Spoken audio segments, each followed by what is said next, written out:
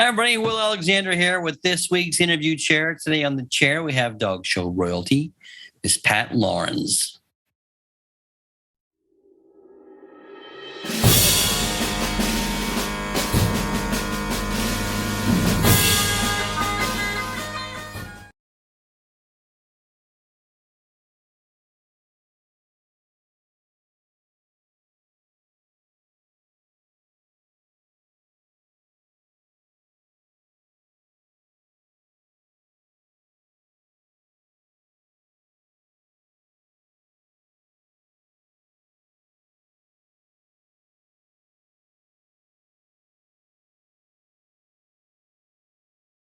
Hi, everybody. Today in the interview chair, we have a special guest, Pat Laurans. How are you, Pat? I'm just fine, Will, and you? I'm great. You look fabulous. I haven't seen you in so long. I know. We've all been sort of holed up. As I said earlier, it's the first time I've had on makeup since before COVID. Well, you look great. So Thank you. And you're doing well. Yep, doing well. Good. We Excellent. just stay at home, have our groceries delivered, occasionally go out for dinner at a place that's outdoors, and with friends or whatever. One of whom happens to be Terry, who lives less than 5 minutes from here, so that's great fun. Oh, that's perfect. She was my little sister in college and my sorority daughter. Oh, really? I didn't know that. Wow. That's a great story. All right. Well, let's begin then. The first question is, I want to know how old you were and how you got started in the sport of dogs.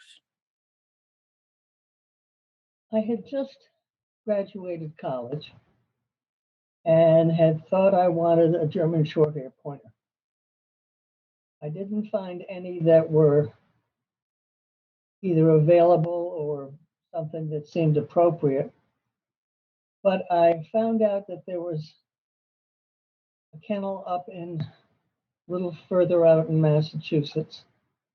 As a matter of fact, it was a kennel that was closely associated with Connie Barton many, many years ago, and her husband, Gordon, and went up there and saw a Doberman puppy and thought, okay, we'd like this Doberman puppy. So bought the Doberman puppy, and then the people that read him said, he's really turned out very nicely. We've got friends coming up this weekend to look at our German import dog by the name of Monroe Stevens and his wife Natalie, and they're going to come and see the import dog. Why don't you just come up and meet them? So we went up. Deb looked at the German import dog, looked at the puppy, said, I don't want to show the German import dog, I want to show the puppy. So we thought, well, that's great. And having just gotten out of college, funds were not wonderful. So the arrangement was made, Terry and I would work for him, and in return, he would show the puppy. And that's how I got hooked into dog shows. Wow. And I haven't regretted it a minute. They've become my family, my alternate family, my friends, many, many of them for 40 and 50 years. Tell me about Monroe Stevens. I worked for Bobby's, and I got to hear some stories, but I think that's great. I want to hear your stories. Well, I think the stories you heard from Bobby were probably very different than the ones from Matt and Steb. He was a good person to work for, as was his wife, who was very intuitive about the dogs. And I really enjoyed it. I learned a lot. I learned a lot from her. I learned many other things from Steb. And going to the shows, because it was Dobermans, you learn structure.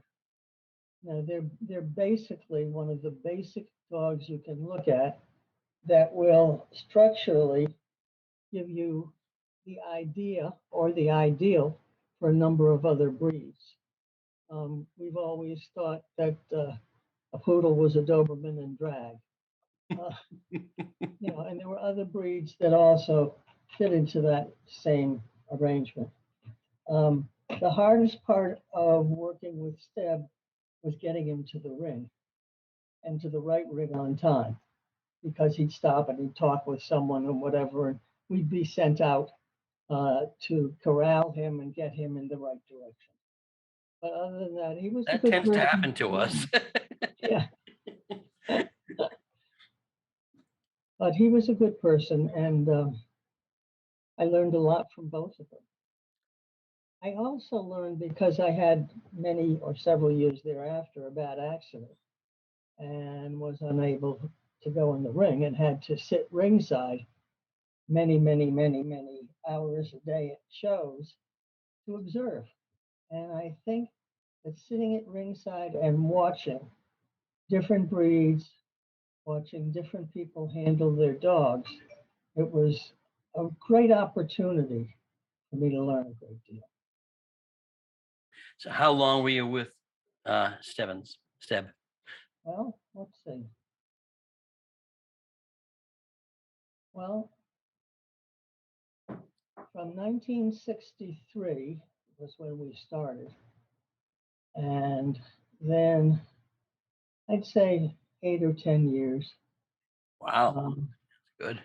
But then there was a bad accident and I couldn't handle at that point. And when I came back, I could only handle smaller dogs. So you came back. What happened after you worked for Steb? Where did it go from there? Well, I was still working for him when we had the accident. Can you tell me about the accident or no?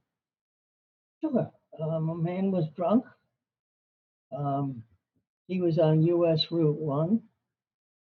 He was speeding, and he had we were on US Route 1, and he ran 3 stop signs and went through them and hit the car.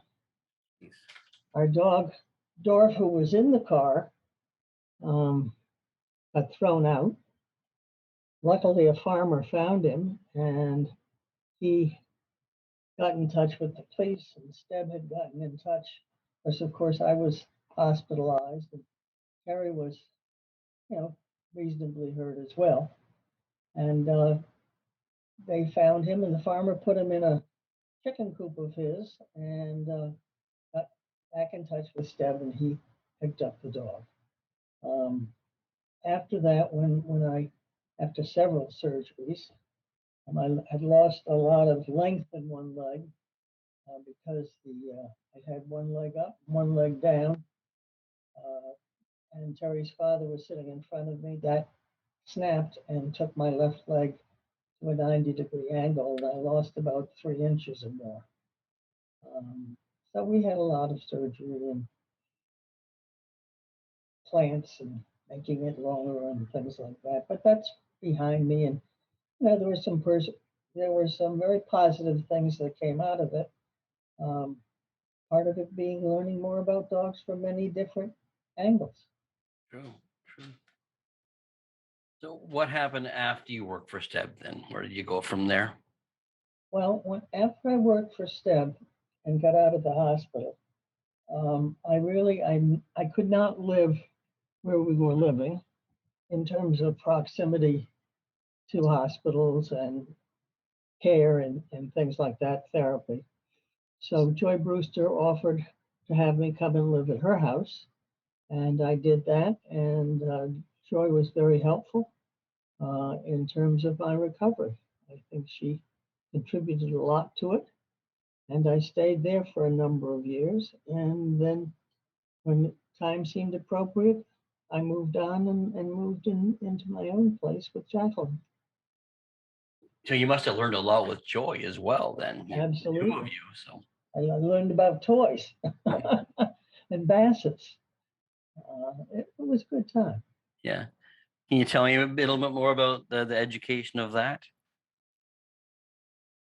Well, of course, the education of that not only included learning about a different number of dogs than what Steb had shown, It also included learning about bookkeeping, record keeping, things that a handler does, Or that should his do. wife did for him. Um, and it was good. When I was out of the hospital, Chuck O'Neill, who was a dear friend, um, when I was ready, I said, I want to apply to judge. And what year was that? Oh, Lordy. I don't know. Maybe early 80s, late 70s. And he said, fine, what would you like to judge? And I gave him a list of breeds, which I think were like maybe 2 breeds and 5 groups in each of the 5 groups or 6 groups or whatever. And Chuck was very magnanimous. He was also in a position to get things done that he wanted done. And so I started out with several different groups with a couple of breeds in each of them. And at that point in time, you were judged by your background and your abilities. And that was why I was able to start off with more than one breed. And that was fun. Who would you consider your mentors at that point? Obviously, Steb. And Yeah, certainly Steb. Um, Bobby Barlow, in terms of some things. As I moved on with Joy, of course, Annie, who was a wonderful, not only judge, but person. As a matter of fact, Annie at one point said to me, I don't feel comfortable with Dobermans. Would you sit ringside and we'll talk about Dober? She was a wonderful woman, but she was also very much aware of her abilities and areas in which she didn't feel totally comfortable. And with the right people, she was upfront about both of them. Several different breeders. Um, Originally, Peggy Adamson a little bit. Um, I'll tell you a story that, and this was, I guess, after, or maybe, I don't know if it was after or before I was hurt. I bought an import dog from Larry and Dora Worthen. That's where we met Nat and Steb at their house. And named her Lodor's leading lady. Their kennel name was Lodor. And her personality as such was, she was freakish. Not what I would want, but we were at a show, I think it was a major, and Nat said to me, Peggy loves to discover dogs. I want you to just take her, and you keep her in the corner. No, don't bring her out with the others. You just keep her back there. Let Peggy keep looking to find her until finally she'll tell you what to do and where to go. We went winner's bitch that day. Peggy decided she had discovered something. Really finished, but wouldn't breed her and wouldn't show her again. she was like that though, Peggy. I remember I didn't get to show to her a lot because she was older, but she would come to Canada once in a while, and she found them. Like she would go looking for them. That's right. It was fun. I missed those kind of days. Yeah, and she knew what she was looking for. Yeah. So you're judging now. You're judging a few breeds and well, I was licensed and approved, and I haven't turned them in because I still have hopes. I'm in physical therapy and working hard a couple of days a week, and then in the pool the other days of the week and doing exercises at home. And I was able to do 5 groups and half of non-sporting, a good portion of non-sporting. Did not do any terriers. And I haven't let go of the license because um, nowadays we see people sometimes having an aid, whether it be a walker or a cane or something like that, in the ring with them if needed. And I want to get back to it. It's my passion. Oh, for sure. You could tell it I, was. when there are good dogs, Mm. which isn't always, but when you find something that brings the hackles up on the back of your neck, you've had a great day. That's true. Well, we had a great win under you at the garden one year. You actually gave a dog I showed a beagle, fur cone country cousin. You gave him the variety, and then you gave Miss Fleetwood the variety in 13s, and then we ended up breeding those two. So I remember that. it was an exciting day. And so German Wirehair pointers, when did they come along? That's a funny story. I like funny stories. Very funny story. I was living at Joy's, and a gentleman called and said, Joy, I want you to find a dog for me that will win groups and have entree in the best in show. And she said, well, that's a bit of a big package, but we'll see what we can do. And we talked about it. I said, okay, let's get him a rare breed or an unusual breed in something other than the groups that you're showing in now. And I had heard of a breeder up in upstate. Well, she really was in upstate Connecticut, just over the border in Massachusetts, Suffield, because another Doberman person had bought a puppy from her. And that puppy was really attractive. Her name was Funny Girl. And so I said, Joy, let's go up and see this hilltop kennel and see if there's anything there. So we went up there and looked at the puppies and looked at the puppies. And I said, I don't know anything about German WirehairPointer, but their basic structure is very similar to a Doberman.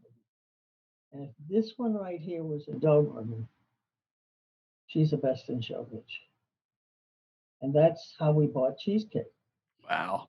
Now, Cheesecake was to go to this man who lived in Ridgefield, Connecticut. We called him and said, well, we have your puppy. He came down. And I said to him, she's really beautiful. And as a sales pitch said, and if you don't want her, I do. He wanted her, he took her home. She broke out of everything he had, was running down the middle of the street in Ridgefield, Connecticut. He called and Joy answered and he said, well, let me talk to Miss Laurans. And he did. And he said, Miss Laurans, now it's time where you put your money where your mouth is. You said, if you don't want her, I do. You now own a German WirehairPointer bitch. I'm bringing her down and you can buy her. So what was I going to do? We bought her. That was the beginning of it all. It was all Cheesecake. She had a great career, won Best in Shows here. I believe also won a Best in Show up in Canada, but was a producer because she was line bred, almost inbred, and there were a lot of ways you could go with her, and that's what we did. And how long did you breed them? How long did I breed German WirehairPointer? Yeah. I hate to tell you. Let's see. I've got to I won't count. tell anybody. I have to count on my fingers. So let's say if we said from 83 or 4, 90, 2000, 2000, going on 50 years or more. So, I mean, I'm 82, so it's easy for me to have done that, and that's what I did. The other thing I did, I was teaching school. I was a guidance counselor. And I needed it because I also needed the insurance and all of that. I was teaching in the high school. I was counseling in the high school. And there was a very nice young counselor who was counseling 3 days a week. No, she was counseling full time in the middle school. And by then I wanted to get back to the shows. So I said to the superintendent, you know, there's a way that you could save money. I said, I'd be willing to move down to the middle school and work 3 days a week and get paid for working 3 days a week. And Jean could come up to the high school, but her husband has insurance, so she doesn't need insurance. So my 3 day a week, as long as you'll fully insure me, would be fine. They said, fine. I said, fine, I'll work Tuesdays, Wednesdays, and Thursdays. That way I could do shows Yes. on Mondays and Fridays, because before that, I was coming home, we were coming home Sunday night at midnight, and I was waking up to go to school the next morning. So that worked out beautifully. And that's what I did for a long while. And then when I retired, and I retired from teaching at 55, I became a delegate and liked that very much. Got elected to the board of directors of the American Kennel Club. And as the board liaison, I was the board liaison to the parent club committee, which of course was my loves. And I worked with the parent club committee for those 4 years and thought to myself, you know what? I like doing this better than sitting in the boardroom, because this has no conflicts. This has no things that make you grind your teeth at night. I think I won't run for my next 4 years, and I'd like to just be on the parent club committee. So I did that, and at the first meeting, I got elected chairman of the parent club committee, which I have been now for over 25 years. And that's been a great feeling, because we've done some wonderful things. We started the parent club conferences, we started breeder situations, a breeders committee, breeders education. And even while I was on the board, I worked with Maribeth and a number of other people like Cindy Vogels and Damra and Ann Bowes and people that I chose. And we started a breeders education committee to work on that still as I was a board member. I also got very active working with junior handlers and junior handling and scholarship committee there. And I've loved it. You've done everything. Yeah, I love it. I love it. So you haven't given up your license. You've over the years you've judged so many wonderful dogs. Are there some that come to mind that you can talk about that aren't currently being shown, but that they come to mind that they're left that picture in your head? Oh, yeah. Well, when I worked for Steb, we showed a lot of Bouviers. And there have been several Bouviers that I've loved over the years. A lot of them bred by the Keishas. The girls up here, yes. Yeah. And I believe one was the one by the name of Demetrius. Yep, Demetrius. I remember him. Yep. And then there was a bitch. I did the Bouvier National a couple of times, and you know, some of the breeding that she had was just wonderful. Some, you know, you don't always get your wish, and I'm not going to name any names. I'm not going to say what year, but I've loved Whippets. Started out with Peggy Hodge, and the highlight with us. Um, and that had nothing to do with, what I loved or didn't. But I'll tell you, there were some whippets that did not get to my group ring when I hoped perhaps they would. Um, but that's all right. That's when I found what I think was a wonderful little mini wire, and gave her the group. Did she have everything that I wanted? No, but she had most of what I wanted. There was one area that I would have changed, but she excelled so much in type and in other things that I had no choice. I'd never seen her. And she won the group that day. And I remember Angie and a couple of other people coming up and say, "Good for you." And I think one was Betty Ann. I said, "I love her. Is she perfect? No, but she excels in so much." I do believe that as a judge, you have to know where you can forgive. Mhm. And there was one part of her I had to forgive a little bit. And that's happened with a lot of breeds. They are not, in my mind's eye, a skeletal dog.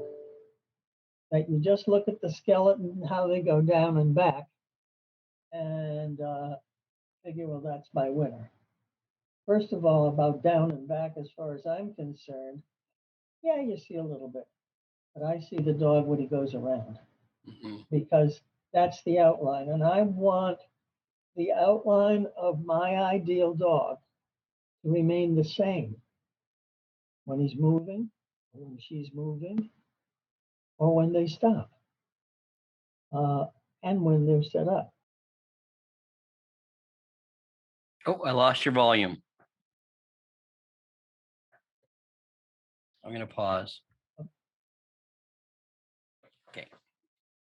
You see a dog going around, and he should be the same as when he stops on his own. There are so many wonderful handlers today. And over the years, you're one of them. Well, thank you. You can take a piece, or they can take a piece of a dog that is not ideal and make it so I never see it. Not when they're moving sideways too much, although you can adjust your speeds some.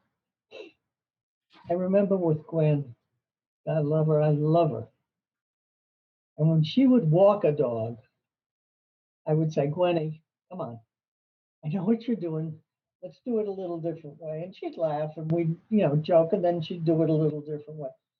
Some people have hands that they can absolutely make a dog look totally different. Some people do it a different way, but when they have a dog that's fine on their own, with a couple of other people, I'm specialing a WirehairPointer bitch right now. I have never, ever campaigned anything except the stuff that I had with Joy. And I haven't signed on to anything, and wouldn't have if she didn't have something in my background, something of my breeding in the background. And I guess I have to say because Joy was very involved with that breeding too. And this bitch, I'm not going to talk about her too much because I'm not going to try and promote her. Oh, of course not. But the relationship she has with the handler who is handling her, a relatively young handler, when you look at my age, who comes from terriers. Her name is Anne Marie. I'm not going to go beyond that. She and this bitch have a love affair. And there is nothing in the world that the bitch won't do for Anne Marie. And there's no one else in the world right now that the bitch really cares upon and as she does for Anne Marie. Of course, she's living with her and living in her house. someone told me at the National that they were asked, as a matter of fact, it was Judy Cheshire, who was very involved in wire hairs and carried on my line, that Anne Marie wanted to go to the ladies' room and said, Judy, will you hold her? But they'd spun around, locked in on Anne Marie, no matter what Judy did, talk to her, want to play with her, whatever. She watched. She watched her go down the hill, watched the building, waited until she came out, and when she came back up the hill, was as exuberant as could be, because right then and there, that was her person. Now, that's not her person when she goes home. And I'm sure you've had that experience with dogs that you've shown. You You have become to. their person. Yeah, you really have to become their person of those special ones. So, Yeah, that's right. yeah. And it's wonderful when you see it happen. What's up, Bob? Come on. What advice would you give for someone like, say, myself? I'm taking my judging license, I'm writing it this next month. What advice would you give? I'm really pleased you are, because I think you're going to make a contribution. Well, thank you. I'm going to try my very best, I promise. And that's who I want to see applying. People who really have dog experience and knowledge. In my opinion, we have too many 30-day wonders out there, pointing the bony finger, as Mrs. Clark would say. And they may have been stellar with their own breed, and maybe even pretty good with their group. And then they're totally out of their water. But they get moved on and on and on. And I feel we're now correcting that a bit. But that's not fair to the exhibitor. It's not fair to the breeders. I really applaud you for doing this, because I think you have a passion and you have a commitment to this sport and to the breeds. And I think you're a student. And that's what needs to happen. And that's what we need in this ring. Part of the problem, we have too many dog shows. Yes. Many too many dog shows. So there's plenty of room for everybody to get all sorts of assignments. People think that judging dogs is glorious. Well, it is. It's glorious when the hair on the back of your neck goes up, as I've said, and you see something that absolutely fills your eye. Traveling is not glorious. Hotels are not glorious, more so now than ever before. So it's even the foreign assignments. Some of them have been wonderful, and I've loved them. I think this is a different time. I think traveling is a dangerous time and a different time. And you have to be so very careful for yourself and everybody else, and every hotel room you go into, and every plane you take. Um, so I would say to the people coming up, don't try to go too fast. You'll be out of your element. Only go for the things and the breeds that you have a real background in, a real feeling in, where you can go into a ring, have them go around, and you know 1, 2, 3, 4, just from that. If you can't do that with that breed, don't go for it. You've got to judge for type. Movement is secondary. Type is so important and is so different for so many breeds. You have to be a student. You have an obligation. You have an obligation to the exhibitors. You have the obligation to the handlers. You have an obligation to the others in the ring and outside the ring, and you have an obligation to the future of that breed. You've got to take it seriously. That's good advice. I'm going to try my very best. I promise. Honey, if you don't, and I'm around,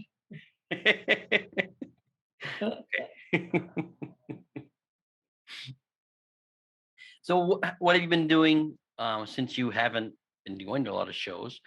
What hobbies do you have, Pat? What have you been doing at home besides dogs? well, the thing is this. I'm still chairman of the Parent Club Committee. I'm also on the Breeders Committee uh, that is being done now through the Parent Club, and will be a very big contribution, I think. So those are things that are going on. I go to physical therapy, and now it's water therapy twice a week. Right now, I'm going to a chiropractor twice a week. That helps a lot. My gait got off, leveling off my sacrum. Um, So you're staying busy. oh yeah, yes, very busy. And we do go out. Um, we go out to dinner with. We've got a large circle of friends here, and I don't know what's going to happen when we're starting to only eat inside. But as long as we were eating outside, it wasn't a problem. As a matter of fact, we just gave a party for 18 friends um, at an outdoor place, which was all like cocktails or drinks and hors d'oeuvres. And it was wonderful. It was That sounds wonderful like to fun. see these people doing it outside with masks and staying a distance. It was lots of fun. So there's a lot to do socially as well as in the dog world, and as well as rehabilitating. Um, Jacqueline's business, which she does all sorts of artwork for people who love dogs. The AKC store carries an awful lot of her things, and she gets me to help her with. I read things to her so she can put them in the computer, and you know, occasionally I'll put in the eyes or to a nose or whatever. So there's never a lot of doubt. I don't get bored. True. I'm not bored at all. So do you see yourself judging again? I'd like to, yes. Yeah. I want to. Well, we want you to, so I hope it happens. Thank you. I'll give you one last question, then I'll let you get back to your busy day. If you were to meet the 20-year-old Pat Laurans, is there any advice you'd give her now? Would she be in the present time or then? Then, Then. yeah. I did it my way. There's not a lot of advice I'd give her. I'd say continue to value the people in your life. Continue to love the dogs in your life. Continue to want to learn. Continue to want to contribute. One of the things that I'm proudest of, Take the Lead started at our house. And it has become, when I'm on the board, I'm vice president of one of the vice presidents on the board. And it's been a wonderful organization for so many people. And there's a great feeling of worth in terms of helping.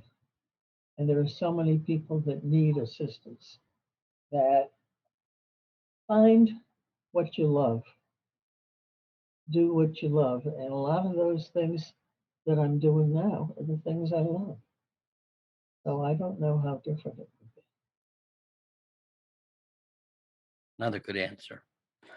Well, I have to thank you for doing this for me. This is, I feel like I'm talking to royalty, but I am talking to Oh, royalty. for goodness sake. Dog show royalty. I feel like I'm talking to royalty. Ah. Come on. You're a good man. Oh, well, You're a good man, and you will make an even bigger contribution than you have. well, I promise I'll try my best. That's what I will do. I'm so glad you gave us this time for everybody to catch up of what you've been doing and then your thoughts on all these different topics. They're going to love it. So I enjoyed it. So. Well, I love to chat, and I don't have a problem with it. As Jacqueline said, Uh-oh. you know how to bullshit.